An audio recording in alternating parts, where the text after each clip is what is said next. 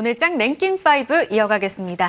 조금 전에 시황을 전해드렸는데 그 사이에 또 변동성이 생기면서 코스피 2600선이 깨졌고요. 코스닥도 900선 지지력 테스트에 들어가 있습니다. 낙폭을 키우면서 코스닥은 4% 가깝게 빠지는데 어떻게 봐야 될지, 키워드 안에는 좀 답이 있을지 수급 포임 속에서 하나씩 차근히 좀 같이 풀어가 보시죠. 두 분께 답을 들어보겠습니다. 하창환 헤르메스 스탁 본부장, 차영주 MTN 전문위원 함께합니다. 두 분 어서 오세요. 안녕하십니까. 네, 두 분의 역할이 오늘 중요할 것 같아요. 네, 말씀 귀 기울여 듣겠습니다. 오늘의 키워드 5가지 함께 확인해 보시죠. 반도체, 2차 전지, 바이오 좀 다양하게 있는데요. 이 안에서 변동성 반영해서 질문 다시 드리도록 할게요. 지금 변동성이 좀 크죠. 2차 전지주는 오늘 사실 이들을 제외하고 봤을 때 오전장에는 거의 급락장이나 다름없었습니다. 그 안에서 코스닥이 장 중에 1%까지 올라가면서 951포인트라는 또 한 번의 최고가를 쓴 이 주역은 바로 2차 전지죠. 지금 보면 에코프로가 126만 원을 지지하려는 움직임을 보여주고는 있는데 과연 오후장까지도 지지가 나올 수 있을지는 모르겠습니다. 이 변동성 너무 큽니다. 반영해서 다시 질문 드려야 될 것 같아요. 지금 일단 하창환 본부장님, 오늘 폭등 이후에 MSCI 수급 이슈라든지 좋은 이야기들은 사실 최근 많았었잖아요. 갑자기 1시 구간부터 꼬인 이 수급은 어떻게 해석해야 돼요? 사실상 언제든지 차익이 나올 수 있는 상황이긴 했는데 그게 이제 오늘 좀 터져 나온 것이 아닌가 싶습니다. 일단 오늘 150만 원 이상을 좀 터치를 한 상황이고 사실상 이제 오늘 그러니까 이제 에코프로가 먼저 이 전고점을 돌파를 하면서 숏스퀴즈로 주가가 한 30-40% 정도 급등이 나왔고 그 후발로 이제 에코프로비엠이라든지 이런 것들이 좀 쫓아왔는데 사실상 이제 에코프로비엠도 오늘 고가 기준으로 보게 되면은 주가가 30만 원에서 거의 58만 원까지 갔기 때문에 단기간에 거의 100% 정도가 상승이 나왔거든요. 그러니까 이런 것들을 보면 지금 포스코 그룹주들도 돌았죠. BM도 돌았죠. 이러다 보니까 관련된 부분에서의 순환매가 일단은 일시적으로는 어느 정도 좀 소화가 됐다라는 관점이 나오지 않았나라고 보고 있고요. 오늘 대부분이 다 20%대 이상으로 좀 급등이 나왔고 시장 자체가 이쪽으로 쏠려 있다 보니까 거기에서의 좀 단기 차익 매물들이 사실상 나올 수밖에 없는 상황이거든요. 왜냐면 지금 지수가 2600이긴 2600이었지만 기타 이쪽 반도체나 2차 전지를 제외한 다른 섹터에서는 2600이 아니거든요. 거의 2300 수준까지 주가가 많이 빠져 있었던 상황이기 때문에 거기에서의 좀 불안감들도 당연히 좀 있지 않았을까 싶기도 하고요. 시장이 이게 저번 주부터 계속 쏠려 있었잖아요. 그러니까 거기에서의 좀 강력한 매물이 언제든지 나올 수 있는 상황이었고 그게 좀 출시가 되면서 너도 나도 익절을 하게 됐고 거기에 따른 좀 단기 물량들이 많이 나오지 않았나라고 해석을 하고 있습니다. 사실 궁금한 게 지금 많은데 속보가 들어오고 있어서 이 현대차 실적 잠깐 속보 전해드리고 갈게요. 2분기 매출액, 이익 발표됐는데요. 지금 보겠습니다. 매출액은 42조 2,497억 원 확인이 됐네요.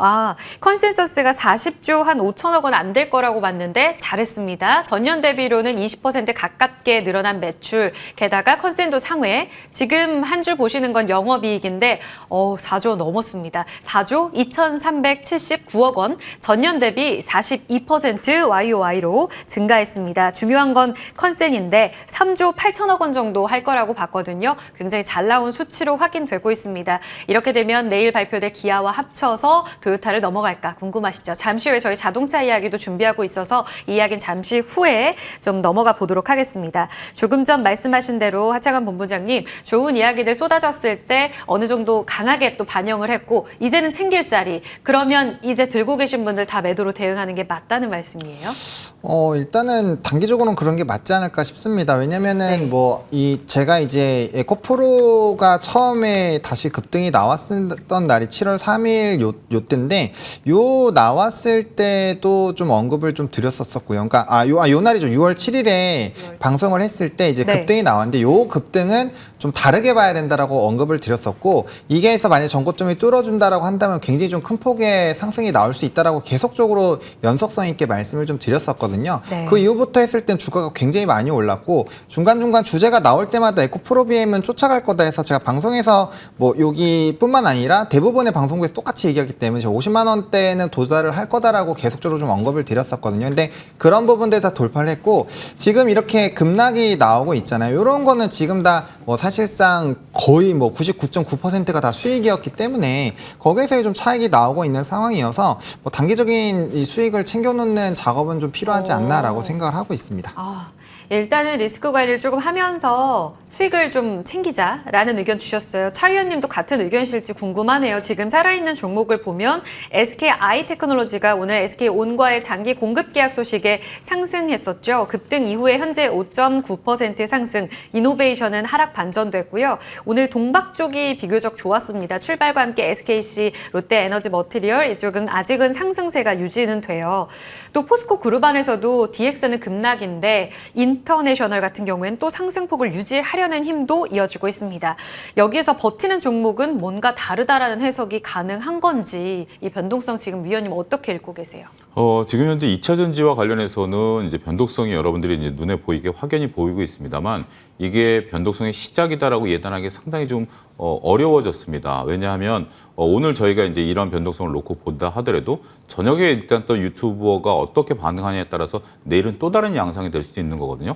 지금 현재 2차 전지의 쏠림 현상에 대해서는 이게 지금 뭐 일반적인 것으로 얘기하기에는 여의도권의 시각으로 얘기하기에는 상당히 좀 어려워진 상황이 됐습니다. 그걸 인정을 해야 될 것 같아요. 우리가 얼마 전에도 변동성이 보이긴 했었어도 다음 날 여지없이 말아 올리는 모습을 보여주고 있고 오늘도 지금 에코프로가 장중의 변동성이 엄청나게 심하지 않습니까? 따라서 지금은 뭘 사다 팔아라라고 얘기하기는 상당히 이것은 뭐 일단은 보유자 영역이다라는 것을 인정할 수밖에 없을 것 같아요. 제 의견이 반영되는 시장은 아니다라고 말씀드릴 수가 있겠고 한 가지 특이점이 이제 나타난 것을 우리가 여러분들에게 알려드릴 것은 있습니다. 어떤 거예요? 13시 24분인데요. 정확히 13시 24분에 그러니까 지금 저희가 확인할 수 있는 건 1분 봉밖에 없습니다. 네. 봉을 나누게 되면 1분짜리 봉인데 1분짜리 봉을 13시 24분에 에코프로 그다음에 포스코홀딩스, 금양 세 종목이 똑같이 13시 24분에 장대 음봉이 나타났습니다. 일단 거래량들 같은 경우 확인해 보시면 똑같이 에코프로 같은 경우는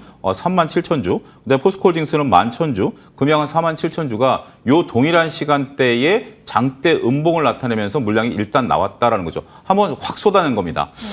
글쎄요, 물량이 이제 누가 냈는지 주체는 알 수가 없는 거죠. 뭐 그 분에 누가 어떤 기관이 냈는지 개인이 냈는지 알 수는 없어요. 하지만 일단 세 종목을 바스켓으로 휙 던진 겁니다. 개인도 충분히 던질 수 있는 물량이고 이 정도 물량이라면 그 물량이 일단 촉발됐다라고 보는 거죠. 서로 눈치를 보고 있었던 상황. 그 전에 약간 흔들렸어요. 그게 이제 계속 빨간 봉이 가다가 그때 음봉이 나온 게 아니라 그쯤에서 약간 음봉들이 나타나기 시점에서 결정타 역할을 했다라고 보여지는 것이 13시 24분에 음봉이다라고 말씀드릴 수가 있습니다. 뭐 이것은 제가 차트를 보고 이제 뒤늦게 상황이기 때문에 어쨌든 불안감을 느끼고 있었던 상황에서 뭔가 결정타 한 방이 좀 나오기 시작했고 그게 이제 서로 간에 그 하창 부분에 말씀하신 것처럼 익절을 쏟아내게 하는 하나의 요소다라고 말씀드릴 수가 있겠죠.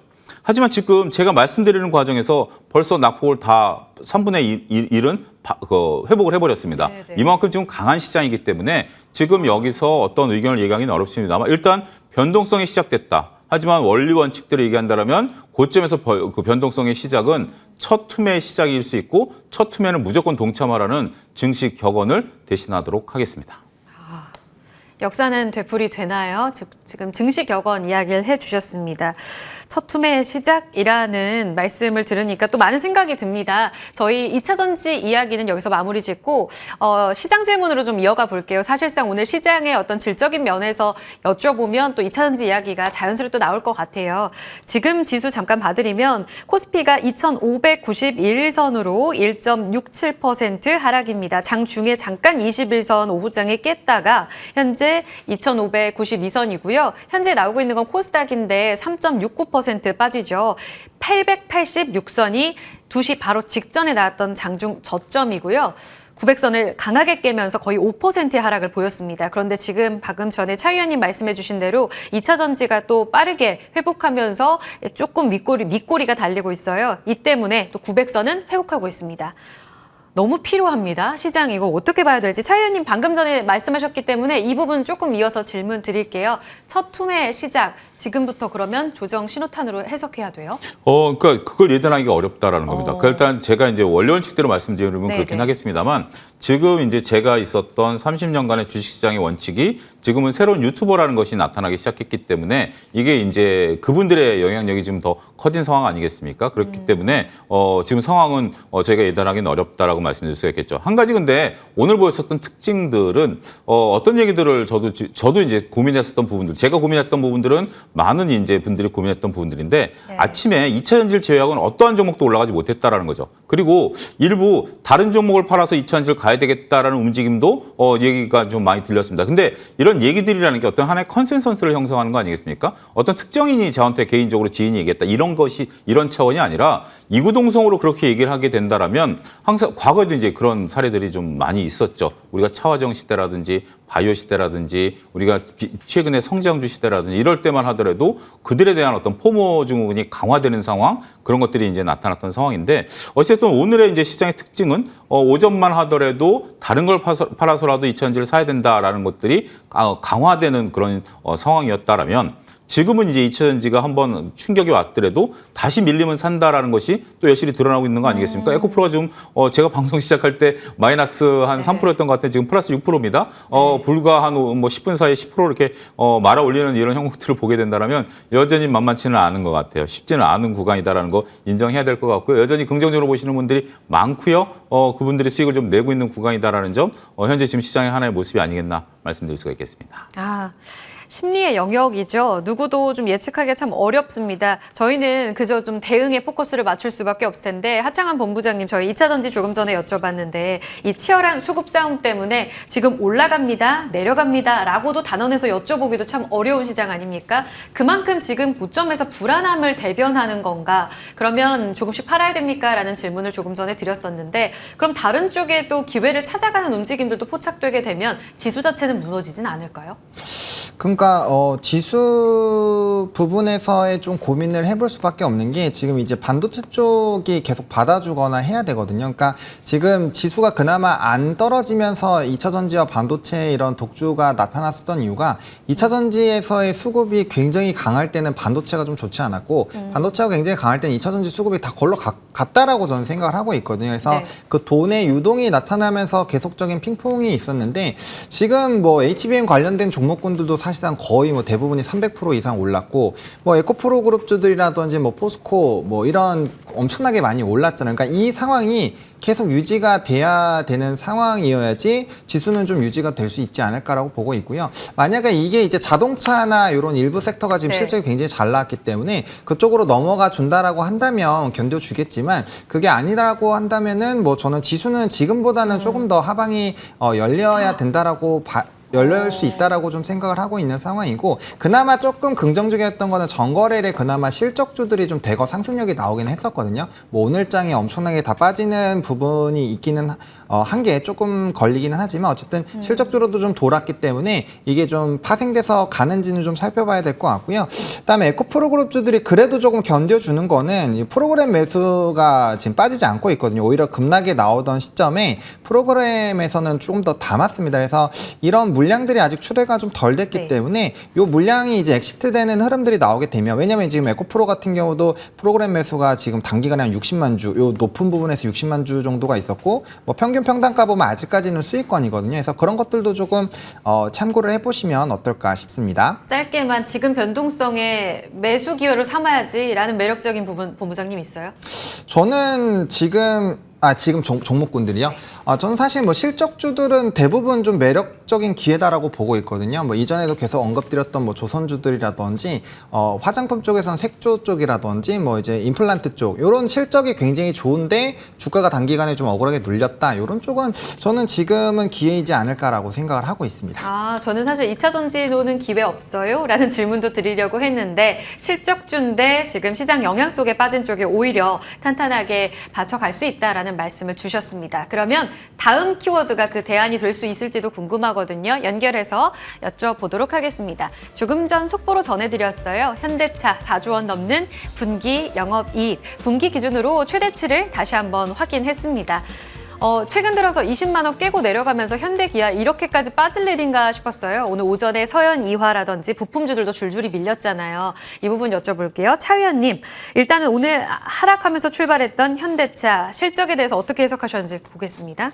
일단 지금 가장 중요한 것은 지금 실적에 대한 부분들이 첫 번째지만 그 비중은 한 30% 정도밖에 되지는 않을 것 같습니다. 왜냐하면 지금 이제 저희가 구분해야 되는 게 2차 전지와 반도체는 실적과 상관없이 지금 올라가는 거 아니겠습니까? 미래에 대한 기대감이죠. 근데 자동차는 현재 지금 실적을 확인하는 단계입니다. 상반기 때 실적에 대한 어떤 것들을 주가로 이미 반영을 했었던 부분들이기 때문에 앞으로에 대한 가이던스가 더 중요한 것 같아요. 그래서 좀 있다가 시작될 컨퍼런스 콜이 전 중요하다. 그게 70%다라고 말씀드릴 수가 있겠습니다. 이것만 갖고 판단 내리시기는 어려울 것 같고 조금 뒤에 있을 컨퍼런스 콜에서 과연 미국과 유럽 시장에서 점유율의 10%를 유지하고 있는지 첫 번째 관건이고요. 두 번째, 전기차 판매의 상승 속도가 어느 정도 유지가 되고 있는지 이게 이제 두 번째 관전 포인트다라는 점을 명확히 말씀드리도록 하겠습니다. 어제도 말씀드렸고 한 가지 우리가 조금 문제 지켜보셔야 될 것은 뭐냐면 전년 동기 대비라는 숫자는 별로 그렇게 중요하지는 않습니다. 왜냐하면 네. 전년도에 우리가 반도체, 차량용 반도체 부족으로 워낙 지금 안 좋았기 때문에 기저효과라는 게 있죠. 그래서 전년 동기 대비해서 늘어난 부분들보다는 QOQ가 중요합니다. 전분기 대비인데 전분기 대비했을 때 속도가 약간 둔화된 모습들이 확인이 됐다라는 거죠. 성장을 안 하는 건 아닙니다. 여러분들 여기서 잘 오해가 없으셔야 되는데 성장을 하는데 성장률이라는 게 굉장히 중요하거든요. 얘가 10%씩 성장하던 데가 5% 성장했다. 5% 성장한 거예요. 플러스가 된 거예요. 하지만 성장 속도를 못 지킨 거 아니겠습니까? 그 부분이 지금 일단 실적에서는 조금 부분을 좀 살펴봐야 되겠고 정확한 부분을 살펴봐야 되겠습니다만 영업이익이 늘었는데 당기순이익이 줄어들었다는 것은 영업의 비용이 좀 많이 들었다라는 거예요. 영업의 비용은 무엇일까요? 지금 미국에 공장이 있는 거에 대한 이자 부담일 수도 있고요. 여러 가지 부담이 좀 작용할 수 있는 건데 이건 중요한 건 아니에요. 일단 영업이익이 늘었다는 건 중요하고요. 가장 관전 포인트는 지금 현재 쌓인 것으로 알려지고 있는 전기차 재고 부분과 그다음에 향후 유럽과 미국 시장에서 테슬라와 어떤 가격 경쟁력을 펼칠 것인가 이거에 대한 컨퍼런스 콜에 대해서 조금 귀를 기울여야 될 것 같고 그 얘기가 내일 반영이 된다라면 내일 이 시간에 좀 말씀드리도록 하겠습니다. QOQ로 지금 피크아웃에 민감하기 때문에 QOQ 증감이 굉장히 중요하고 GM도 내연기관은 잘하고 있지만 전기차 못 팔아서 실망감 커서 간반 빠졌는데 현대차도 여기에서 성과를 냈느냐를 보자. 그것이 앞으로 주가를 결정한다.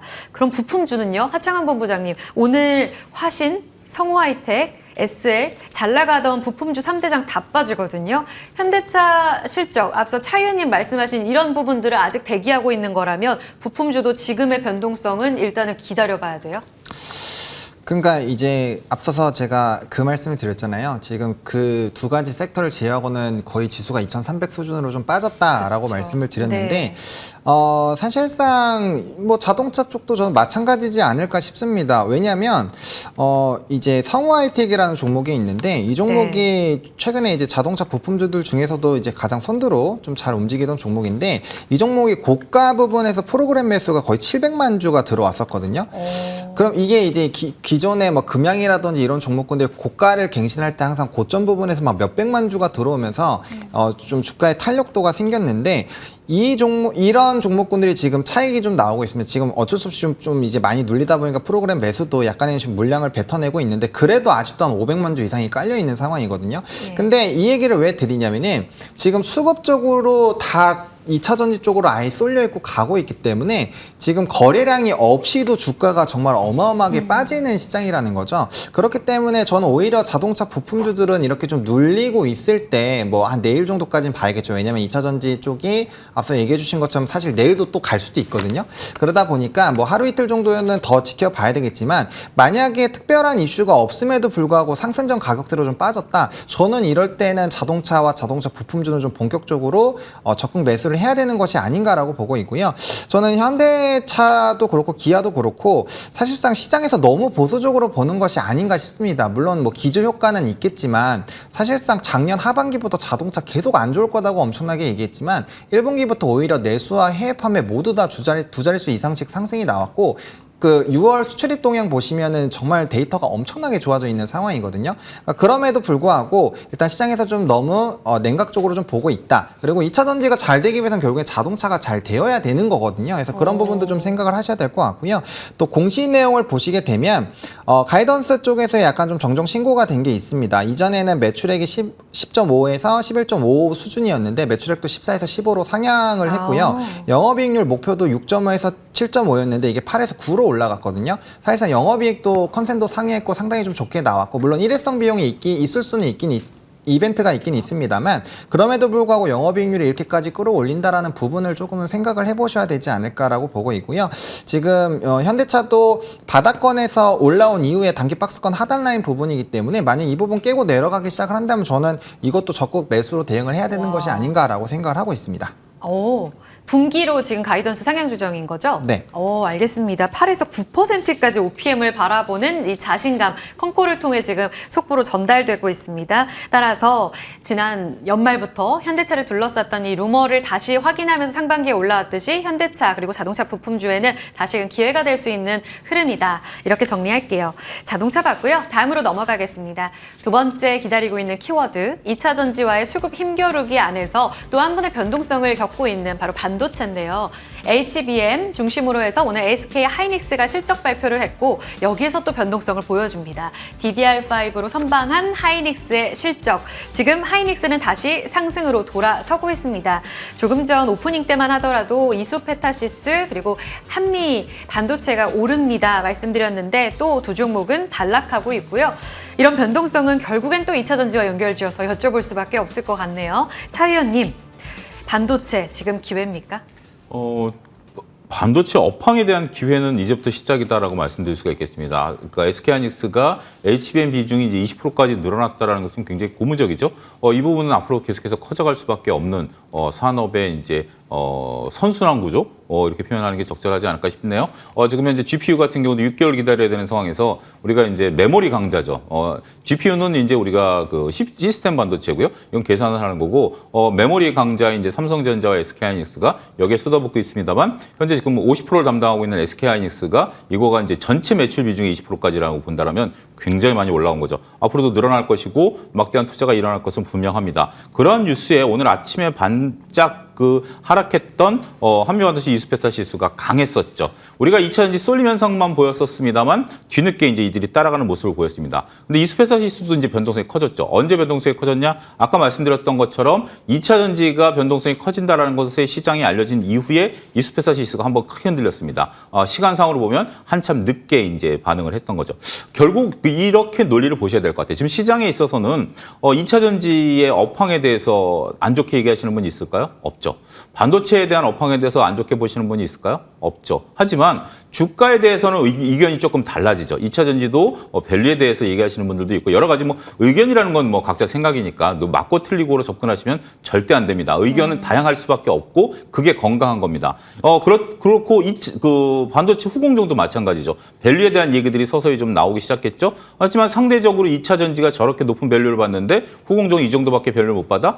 그 논리도 맞습니다. 하지만 흔들릴 때는 같이 흔들리는 모습들이 오늘 또 확인되지 않았습니까? 따라서 업황에 대한 기대감은 여전히 유지를 하셔야 되고 이것은 더욱더 강화될 것으로 보여집니다. 하지만 좋은 주식을 싸게 살 기회가 조금씩 열려간다라는 측면은 제 개인적인 생각입니다. 지금 서두르시면 않는다라면 좋은 주식을 싸게 살 기회가 앞으로 우리들에게 다가오지 않을까 말씀드릴 수가 있겠습니다.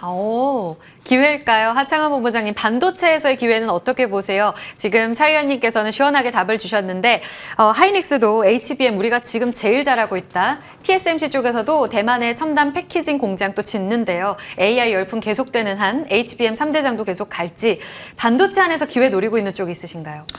반도체를 보신다면은 저는 HBM을 계속 보셔야 된다라고 생각을 하고 있습니다. 한미 반도체도 그렇고 ISC도 그렇고 사실상 지금 수요단이 그렇게 강하다라고 보기가 어렵거든요. 이제 기회가 되고 있는 시장이기 때문에 이게 점점 더 수요는 많아질 텐데 공급을 따라갈 수 있을까에 대한 고민을 좀 해야 되지 않을까 싶거든요. 그런 관점에서 본다라고 한다면 당연히 AI 관련된 부품들이 많이 나오면 테스트 소켓 필요하기 때문에 ISC가 이만큼 좀 부각을 받고 있다라고 보고 있고요. SK 하이닉스와 그것과 더불어서 이제 HBM 관련된 한미반도체도 계속 좀 부각이 되고 있는 것이 아닌가 싶습니다. 거기다가 한미반도체 같은 경우는 뭐 이제 전 세계 1위 이런 부품 판매하는 것도 있죠. 뭐 비전 플레이스먼트부터 뭐 이제 EMI 차단막 실드 이런 것들도 있고요. 게다가 이제 주주 환원 정책을 작년부터 굉장히 좀 가시화를 하고 있는 상황이기 때문에 아마 반도체 쪽에서의 뭐 양극재처럼 계속적인 시장의 관심을 받을 수밖에 없지 않을까라고 보고 있고, 지금 하반기에 네이버부터 시작해서 국내 쪽에서도 이런 뭐 LLM 관련된 이슈들이 많이 있지만 글로벌적으로도 이제 생성형 AI 관련된 이슈들이 계속 부각이 되고 있잖아요. 그래서 그런 관점에서 본다라고 한다면 지금 단기적으로 주가가 많이 올라오긴 했습니다만 계속적인 좀 관심을 갖게 될 것 같고요. 게다가 이제 위로 올라가면 올라갈수록 매물이 없죠. 그러다 보니까 조금 더 탄력적으로 움직일 수 있다라고 생각을 하고 있기 때문에 뭐 오늘은 약간의 이미 변동성이 나와서 약간 좀 고민을 해보실 필요는 있을 것 같고요. 5일선만 깨지지 않는다라고 한다면 뭐 이런 종목군들 계속적인 접근을 해보시는 거는 뭐 저도 괜찮다라고 생각을 하고 있습니다. 5일선 기준선으로 HBM 열풍은 지속된다라는 측면으로 의견 주셨습니다. 종목 볼 때는 기민하게 대응하셔야 된다는 점 오늘 또 수급을 통해서 한 번 더 깨닫네요. 자, 그럼 마지막 키워드로 가겠습니다. 이슈 랭킹 탑 1으로 봐야 될 부분은 또 바이오입니다. 2차 전지와 반도체 수급 힘겨루기 안에서 이쪽이 왜? 라고 하실 수도 있겠지만 오후장 접어들면서 여기도 같이 변동성을 겪고 있어요. 셀트리온이 상승으로 올라왔다가 다시금 윗꼬리가 달리는 움직임들을 보여주고 있고, 특히 외국인들이 오늘 코스닥을 사는데 2차 전지로 쏠리는 게 아니라 바이오를 오후장 들어서 좀 사는 모습도 포착됩니다. 동훈하나텍, 펩트론, 아이센스 이런 당뇨 3대장이 상위 리스트에 올라왔거든요. 저희가 주초에 바이오를 또 차 위원님께 여쭤봤기 때문에 오늘은 하창원 부부장님의 의견으로 좀 마무리 지어 보아야 될 것 같아요. 다시 들어오는 수급, 지금 기회라고 보는 건지, 사실 동훈하나텍도 너무 많이 올랐던 종목 중에 하나인데 고점 대비 많이 하락하고 있거든요. 지금 잡는 건 외국인들 기회라고 보는 걸까요?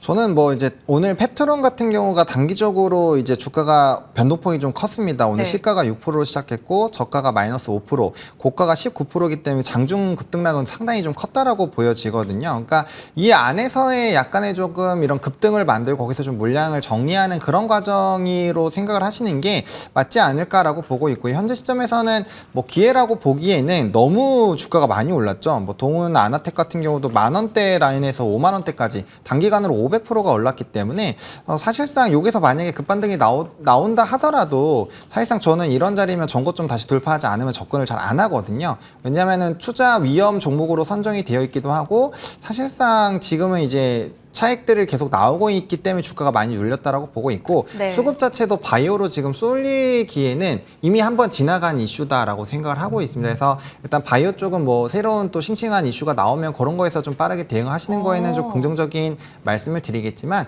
그게 아닌 경우에는 조금 짧고 굵게 보시는 게 맞다라고 네. 보고 있고요. 또 이제 AI 쪽이 굉장히 개발이 많이 되면서 결국에 신약이나 이런 쪽은 앞으로 어떻게 될지 모르거든요. 후보 물질을 뭐 3일 만에도 찾고 뭐 하루 만에도 찾고 그쵸. 이런 시장이 열리고 있기 때문에 만약에 정말 중장기적으로 본다라고 한다면 저는 CMO나 CDMO 관련된 쪽으로 그냥 이제 장기로 보시는 게 맞다라고 보고 있고, 그게 아니라면은 단기 이슈 있을 때마다만 짧게 보시는 게 일단은 맞지 않을까 싶습니다. 오늘 수급 들어온다고 현혹되지 말자. 한번 지나간 이슈, 그리고 이제는 조금 더 탄탄한 쪽으로 보는 것이 오히려 새로운 기회일 수 있다라는 의견까지 들어봤습니다. 두 분과 키워드는 마무리 짓고요. 오늘 갑작스러운 시장 변동에 갑작스러운 또 질문을 드렸는데 답변 잘 해주셨어요. 참고되셨기를 바랍니다. 두 분 말씀 정리할게요. 하창환 헤르메스 스탁 본부장, 차영주 MTN 전문위원과 함께했습니다. 고맙습니다. 감사합니다.